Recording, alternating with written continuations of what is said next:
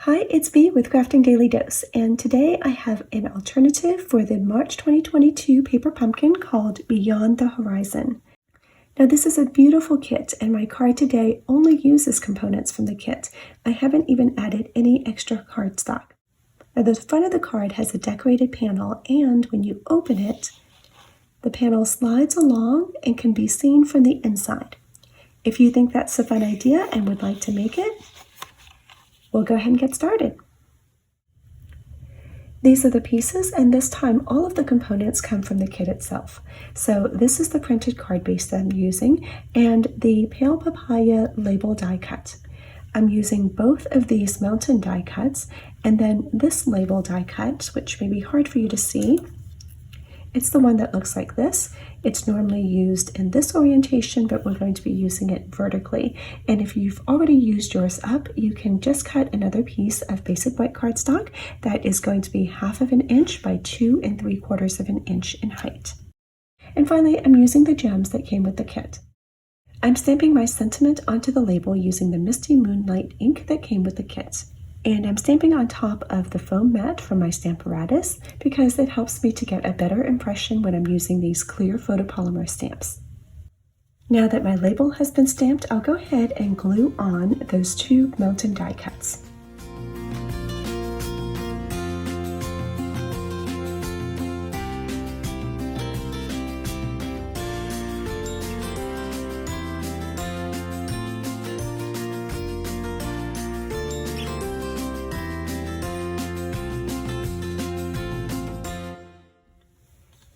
The other main thing that we need to do is to prepare the card base, and we'll be making a series of cuts and score lines, so I've got the trimmer out. I'm going to open up the card base like this and then turn it vertically. So now the printed part is at the top and then the plain part is here at the bottom. I'm going to place this at 2.5 inches, so it's right here, 2.5 inches. And now I'm going to be doing some partial cuts. So this is the lighter blade for scoring. I'm going to move that out of the way for now because I'm going to be using this darker blade. And I'm taking a look at the notch that's on the side here, and I'm looking at the measurements that are along this guide. I'm going to be cutting from 3/8 inch down to 3 7/8 inch. So here is 3/8 inch. I'm counting off 8s here, 1, 2, 3. So it's right here. So 3/8 inch, and I'm aiming for a down here at 3 7/8 inch.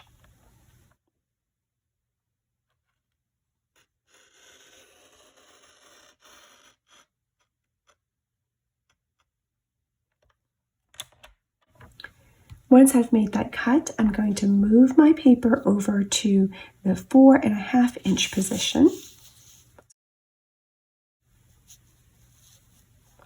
4.5 inches. And I'm going to make that same cut. So from 3/8 inch down to 3 7/8 inch.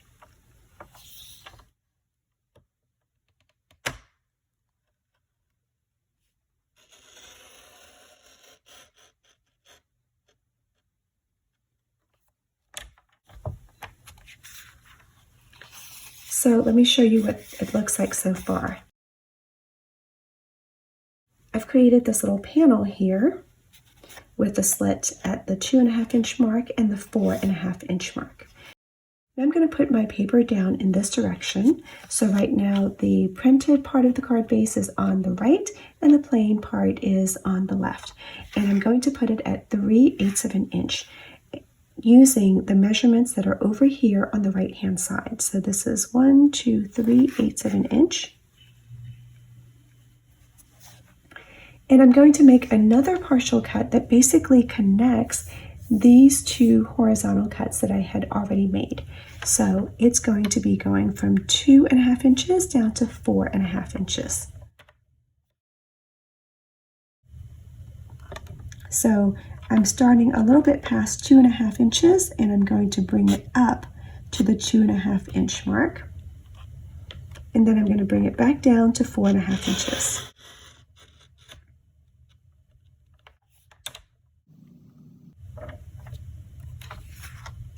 So now that I've made that cut, this panel separates out.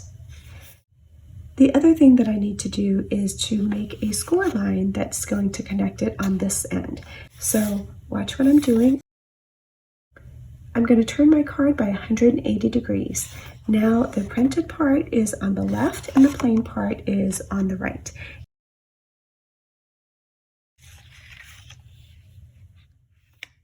And I'm going to put this at 3 7/8 of an inch. So here's my 4-inch mark. It's a little bit before that. 2 of these little tick marks before that. I want to be careful to move this cutting blade that I've been using out of the way because I just want the scoring blade instead. Here I'm going to be scoring from 1 inch down to 3 inches.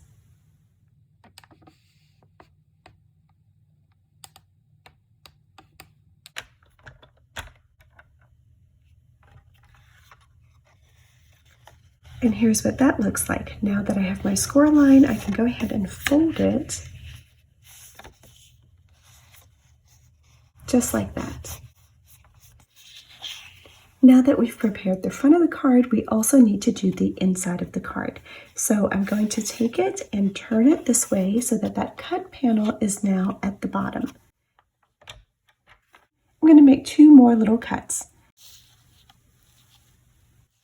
The first one is at 2 7/16 of an inch. So probably the easiest way to find that is to find your 2.5 inch mark and then pull your paper to the right by just one of those little tick marks.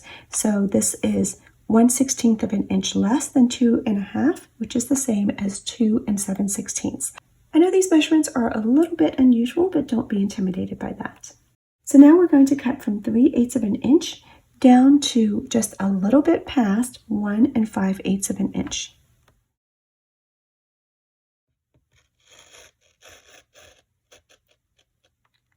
So I've arrived at 1 5/8 of an inch, and now I'm going to scoot it down just a tiny bit more.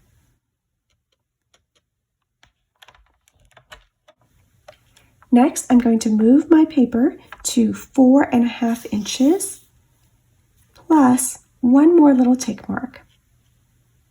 So it's just a little bit past 4.5 inches. We are at 4 9/16. And I'll make that same cut. So from 3/8 of an inch down to just past 1 5/8.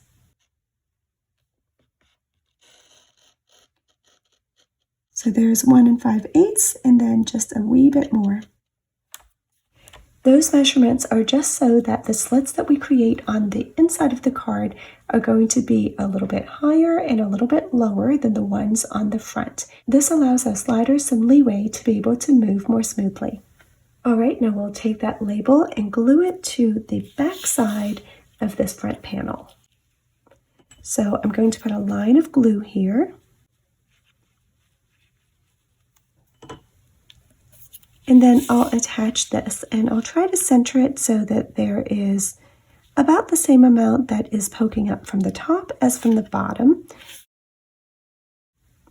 And that might be easier to tell from this side. And I'll give that glue a chance to set up.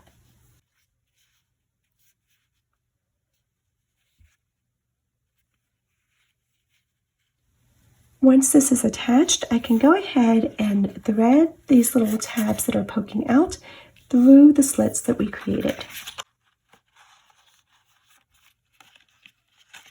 So it's just going to go like this.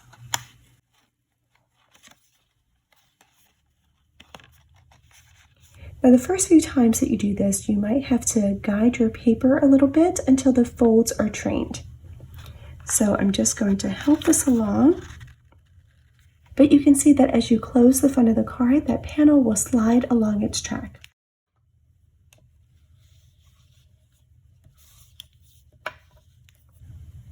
And when you open it, it slides to the left so that it can still be seen from the inside of the card. Now we can attach our little label and glue it down to the center of the panel.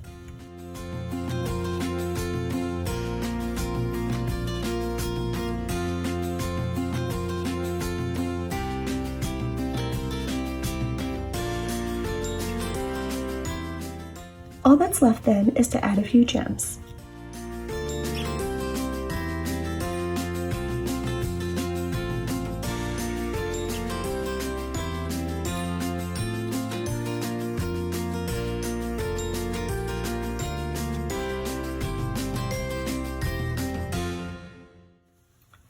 There's our finished card. There's some shine on the front from the gems, and then a really cool surprise for your recipient when they open it, because they're still going to be able to see that beautiful panel from the inside. Thank you so much for watching. I hope that you've enjoyed this dose of creativity. If you get a chance to try out this project, I would love to see it, so share it on my Facebook group, or if you're sharing elsewhere, don't forget to tag me. If you don't have a paper pumpkin demonstrator, you can find my subscription link in the description box below. I hope to see you again next time, and until then, have a great day.